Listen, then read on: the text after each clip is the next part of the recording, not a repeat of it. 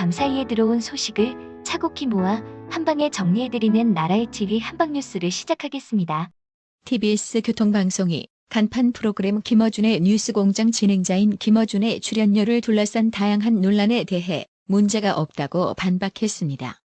TBS는 15일 입장을 내고 서면이 아닌 구두 계약으로 김어준의 출연료를 지급하는 것이 탈법적이라는 지적에 대해 TBS뿐만 아니라 방송업계의 오랜 관행이라며 진행자가 요청하는 경우를 제외하고 별도의 계약서를 작성하지 않는다고 김어준을 대신해 해명했는데요.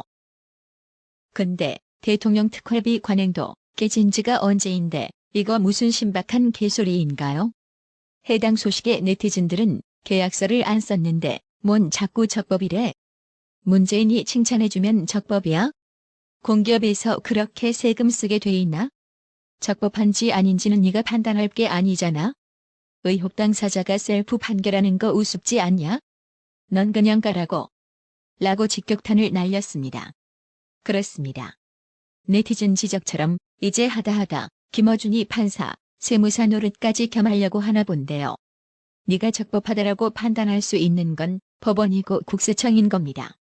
그러니 너는 그냥 의혹에 대한 자료나 까면 되는 겁니다.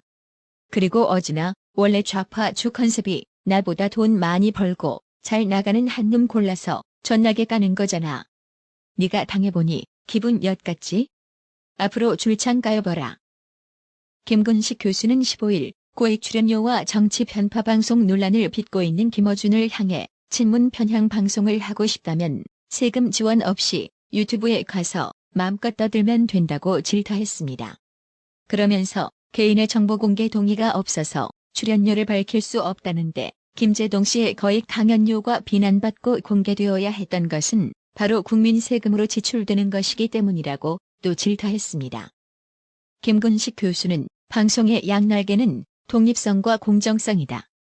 공정을 지키라고 요구하면 독립을 해친다고 도리어 겁박하고 독립을 주장하면서 간섭이나 관여는 싫지만 세금 지원은 꼭 챙겨야겠다는 심보는 도대체 무엇인가라며 독립을 주장하려면 공정해야 하고 공정하지 않고 친문 편향을 하려면 세금 지원 없이 재정적으로 독립해서 하면 되는 것이라고 비판했습니다. 아울러 김근식 교수는 강성 친문 입맛에 맞게 끼리끼리 모여 지지고 볶고 낄낄대면서 하고 싶은 이야기 마음껏 주장하고 싶으면 국민 세금 말고 유튜브에서 그 높다는 청취율 믿고 슈퍼챗 후원금 받아서 마음껏 떠들라 아무도 안 말린다며 그게 정치 편향 방송의 진정한 독립일 것이라고 거듭 강조했습니다. 15일 오전 정부 서울청사 앞에서 교육 바로 세우기 운동본부 등 시민단체 회원들이 모더나 2천만 명분 확보한다. 개뿔이다. 이제와 안정성 미확인된 백신을 공급한다니 국민들이 실험실 쥐인가? 또 백신도 없으면서 백신 여권은 웬 말이냐며 문재인 좌파 정권의 백신 확보 정책과 낮은 백신 접종률을 규탄하는 기자회견을 했습니다. 이처럼 대한민국이 백신 확보를 제대로 하지 못해 초비상이 걸린 가운데 유럽연합이 화이자 백신 추가 확보에 나섰습니다. 유럽연합 회원국인 덴마크가 전 세계에서 최초로 아스트라제네카 백신 접종을 아예 끝내기로 한 데 따른 것입니다. 우한 코로나 백신이 효과는 높고 부작용은 적은 화이자, 모더나의 메신저 RNA 방식의 백신으로 확실하게 무게 중심이 이동하고 있습니다. 아스트라제네카에 이어 존슨 앤드 존슨 백신에서도 혈전 부작용 우려가 나옴에 따라 화이자와 모더나 백신의 신뢰도가 한층 높아지면서 백신 공급난이 심화할 것으로 보입니다. 현지 시간 14일 파이낸셜 타임스에 따르면 유럽연합은 이날 올 후반 받기로 한 화이자 백신 5천만 회분을 앞당겨 인도받겠다고 밝혔습니다. 덴마크가 아스트라제네카 백신을 영구적으로 접종 중단키로 결정한 데 따른 것입니다. 폰데어 라이엔 위원장은 유럽연합이 화이자와 2022년에서 2023년 추가로 18억 회분을 공급받기 위해 협상을 시작했다고 밝혔습니다. 덴마크를 시작으로 다른 유럽 나라들도 아스트라제네카 백신 접종 중단에 나섰다고 하는데요. 이로써 대한민국은 유럽에서 사용하지 않기로 한 아스트라제네카 백신 국내 공급에 한층 더 여유를 갖게 되었네요. 유럽은 안정성 때문에 기피하는 아스트라제네카 백신을 말입니다. 접종이 중요하지 후유증, 부작용이 대수인가요? 접종하고 탈이 나면 중증 기저질환 등 인과관계를 부인할 핑곗거리는 많으니까요. 해당 소식에 네티즌들 역시 우리나라는 뭐하냐며 화이자를 먼저 확보하는 유럽연합도 대단하지만 부작용 나온다고 아스트라제네카 백신 퇴출시켜버리는 덴마크는 역시나 선진국이다. 우리나라 같으면 대통령 지지율 생각하느라 아무 백신이나 국민들 팔에 쑤실 기세인데라고 비꼬았습니다. 일본 정부가 13일 오전 국무회의에서 후쿠시마 원전 오염수를 해양 방출하기로 결정한 것과 관련해 문재인 좌파 정권이 지난해 과학적으로 문제가 없다는 취지의 보고서를 낸 것으로 확인됐습니다. 14일 안병길 국민의힘 의원에 따르면 해양수산부를 비롯한 정부 부처 합동 태스크포스는 지난해 10월 후쿠시마 원전 오염수 관련 현황이라는 제목의 대책 보고서를 작성했습니다. 당시 상황을 일본이 후쿠시마 원전 내에 보관 중인 오염수 처분 방안 결정을 완료하고 발표 시기 결정만 남았다고 평가한 보고서에서 삼중수소 누출 가능성에 대해 생체의 농축, 축적되기 어려워 수산물 섭취 등으로 인한 유의미한 피폭 가능성은 매우 낮다고 했습니다. 오염수의 국내 해역 확산 가능성에 대해선 해양 방출 수년 후 국내 해역에 도달하더라도 해류에 따라 이동하면서 확산, 희석돼 유의미한 영향은 없을 것이라고 했습니다. 논란이 확산되자 총리실은 이날 오후 일부 전문가의 의견이 정부의 입장이 될 수는 없다는 자료를 냈습니다. 해당 보고서와 정부 입장은 다르다는 주장인데요. 그렇습니다. 안 그래도 추락하는 지지율을 끌어올릴 반일 감정 조장할 호기를 맞았다는데 그깟 전문가 의견이 뭐가 필요하나요? 가장 우선이 정치적 판단인 거죠. 그런데 어쩌죠? 이번에는 이런 반일 조장이 전혀 안 먹힐 것 같습니다. 해당 소식에 네티즌들은 또 반일 선동질 시작이네. 중국 미세먼지 코로나는 입도 뻥끗 못하는 것들이 작년에 이미 별 영향 없다고 얘기되었는데 지들 지지율 떨어지니 또 시작이네라며 어쩐지 왠지 광우병 사태 생각이 나더라. 또 일본 때려서 지지층 결집과 이에 반대하는 야권을 도착 외구로 몰아가려는 꼼수. 웬만하면 넘어갔겠지만 니들이 하도 많이 써먹어서라고 비꼬았습니다. 지난달 29일 청와대 국민청원에 올라온 강원도 차이나타운 건설을 철회해주세요 청원이 15일 오후 3시 기준 청와대 국민청원은 54만 2227명의 동의를 얻었습니다. 해당 청원은 일주일 만에 40만 명 이상의 동의를 얻었으며 2주 만인 이달 13일 50만 명을 넘었습니다. 청원인은 왜 대한민국에 작은 중국을 만들어야 하냐며 국민들은 대체 왜 우리나라 땅에서 중국의 문화체험 빌미를 제공해야 하는지 이해할 수 없으며 단호하게 반대한다고 밝혔습니다. 이어 국민들과 강원도 주민들의 반대에도 불구하고 건설을 추진하는 이유가 무엇인지 여쭙고 싶다며 혹여나 중국 자본이 투입되었다고 하더라도 이는 절대적으로 정당화될 수 없으며 용납 불가능한 행위라고 규탄했습니다.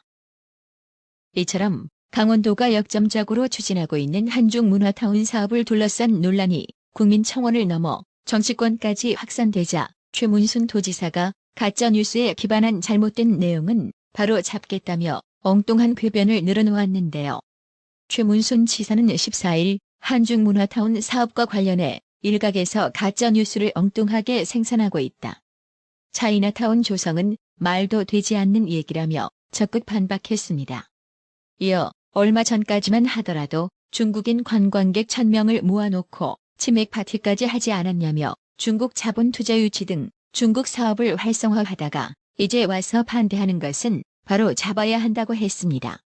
그러면서 이것, 즉 반중 감정이 중국에 알려지면 우리 기업들도 받을 타격이 매우 크다면서 국민청원 반대 서명이 50만 명이 아니라 100만 명을 넘어도 이는 가짜뉴스에 근거한 내용이다. 잘못된 내용을 바로 잡겠다며 정면 돌파 의지를 거듭 밝혔습니다. 이에 김진태 전 의원은 15일 최문순 강원도지사에게 말장난하지 말고 차이나타운을 백지화하라고 촉구했습니다. 김진태 전 의원은 이날 춘천시당원 협의회 성명을 통해 강원도민에게 사업 내용도 제대로 설명하지 않고 덜컥 발표한 것부터 문제라며 이같이 말했습니다.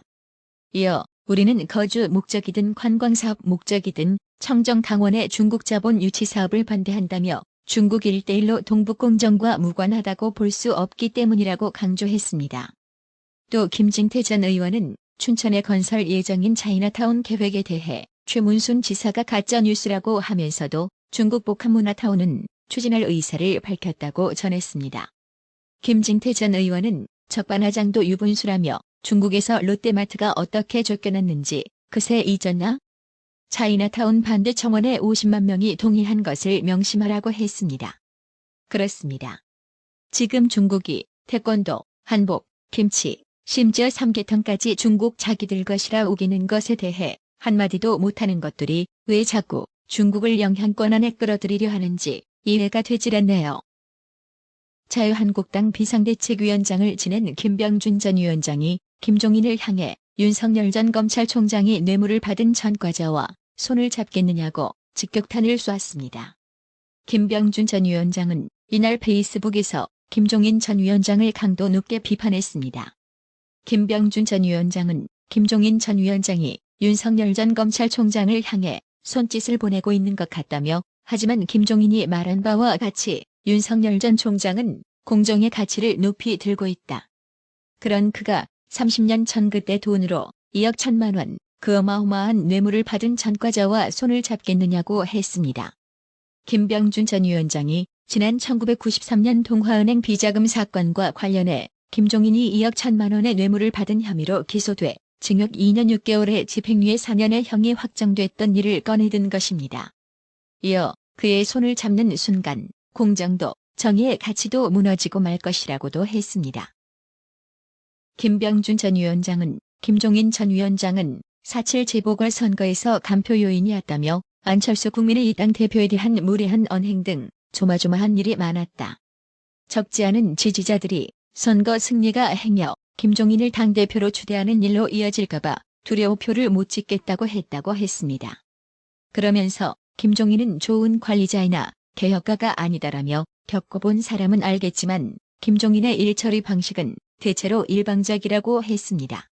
나아가 기분에 조금 맞지 않으면 때려치우고 집에 간다고 하고 이를 압박카드로 쓴다며 이번처럼 스스로 책임진 당을 향해 침을 뱉는 일도 그렇다. 조직의 책임의식이 있다면 하지 못할 일이라고 지적했습니다.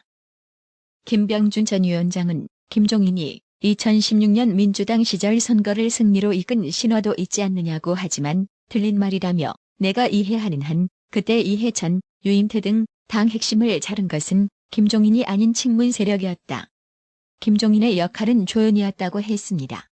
김병준 전 위원장은 이번 보궐선거를 놓고도 김종인의 공을 말하는 경우가 많지만 내 생각은 다르다며 시민들이 당과 후보만 보고 찍지 않았지만 그렇다고 해 김종인을 보고 찍은 것은 더욱 아니다.